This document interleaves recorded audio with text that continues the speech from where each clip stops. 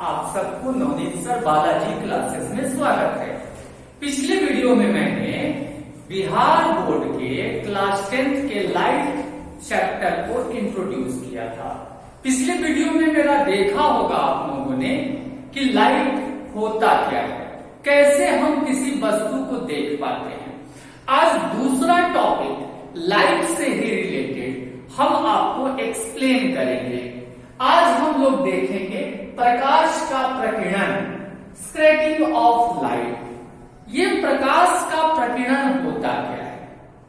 Simple सी बात है, जब प्रकाश की किरण छोटे छोटे कणों पर पड़ती है, क्या समझे आप? जब प्रकाश की किरण छोटे छोटे कणों पर पड़ती है तो वो कण क्या करता है, प्रकाश के किरण के कुछ भाग को अवशोषित करता है और फिर चारों तरफ उन प्रकाश की किरणों को बिखेर देता है। इसी घटना को हम प्रकाश का प्रकीर्णन करते हैं। अब डायग्राम से इसको समझिए। मान लीजिए कि प्रकाश के रास्ते में एक कोई कण आ गया, तो ये कण क्या करेगा, इस प्रकाश के कुछ भाग को अवशोषित करेगा और अवशोषित करने के बाद इसे चारों दिशाओं में बिखेर देगा। इसी घटना को हम लोग प्रकाश का प्रकीर्णन करते हैं। याद रखिएगा आप कि प्रकीर्णन के कारण ही हम दिन में सभी वस्तुओं को देख पाते हैं जहां तक सूरज की किरण डायरेक्टली नहीं पहुंच पाती है। जैसे मान लीजिए इसी कमरे में दिन के समय में सूरज की किरण डायरेक्ट नहीं आ रही है, लेकिन फिर भी हम अपने कमरे में रखे हुए हर वस्तु को देख पा रहे हैं। तो कमरे में रखी हुई हर वस्तु हमें क्यों दिखाई दे रही है? तो उसका सबसे बड़ा कारण है प्रकाश का प्रकीर्णन। इसके अलावा देखिए, प्रकाश के प्रकीर्णन के कारण होता क्या है? आप देखे होंगे सूर्योदय के समय, मतलब सनराइज के समय और सूर्यास्त के समय, ये दो समय पर क्षितिज जो होता है लाल दिखाई पड़ता है। सूर्योदय और सूर्यास्त के समय क्षितिज कैसा दिखाई देता है? लाल दिखाई देता है। इसका कारण क्या है? तो प्रकाश का प्रकीर्णन है। अगर आपसे दो सेंटेंस में आपसे पूछा जाए कि क्या कारण है कि सूर्योदय और सूर्यास्त के समय क्षितिज लाल प्रतीत होता है, तो आप दो सेंटेंस में इसका जवाब दे सकते हैं कि सूर्योदय और सूर्यास्त के समय क्षितिज लाल नजर आता है प्रकाश के प्रकीर्णन के कारण।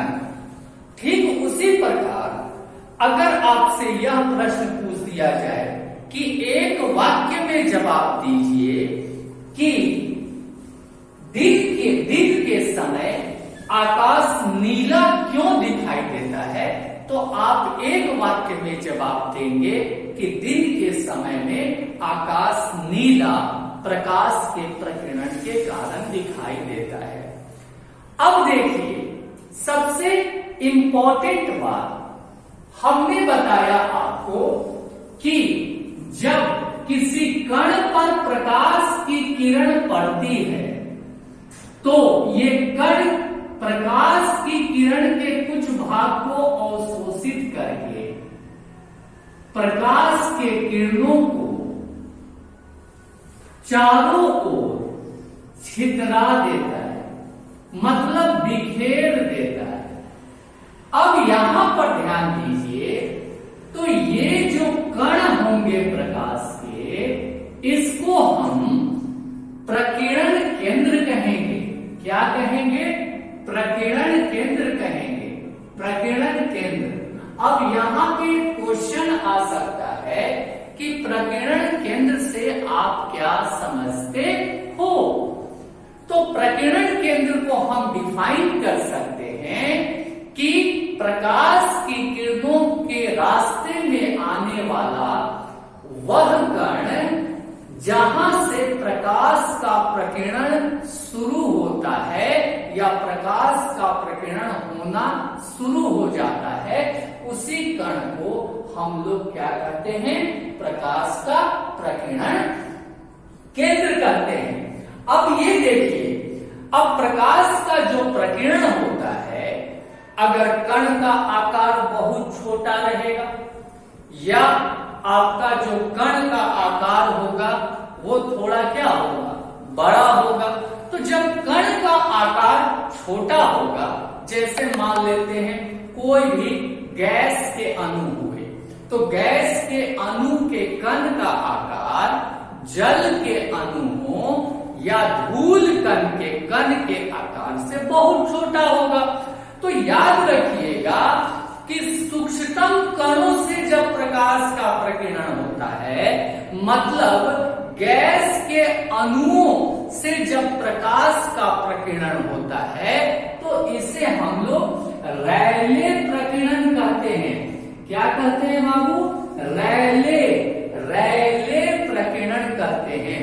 और ठीक इसका उल्टा, जब कणों का आकार बड़ा होता है, जैसे जल हुआ या धूल कण में, उससे जब प्रकाश का प्रकीर्णन होगा, उसे हम लोग माई प्रकीर्णन कहेंगे। तो माई प्रकीर्णन कहां से होगा, जब कणों का आकार क्या होगा, बड़ा होगा, जैसे जल के कण होंगे या धूल का कण होगा।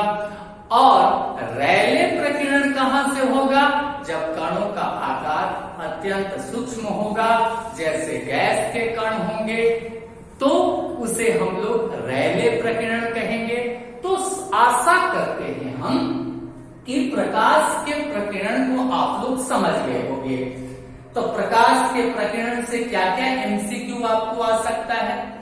दिन में जहां सूरज की रोशनी सीधी नहीं पहुंच पाती है, फिर भी हम वस्तुओं को किस घटना के कारण देख पाते हैं, 4 ऑप्शन आ जाएगा।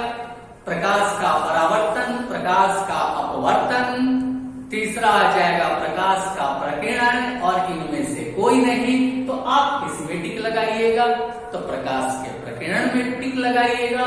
शॉर्ट क्वेश्चन आ सकता है कि प्रकाश के प्रकीर्णन से आप क्या समझते हो, तो इसका आप सिंपल डेफिनेशन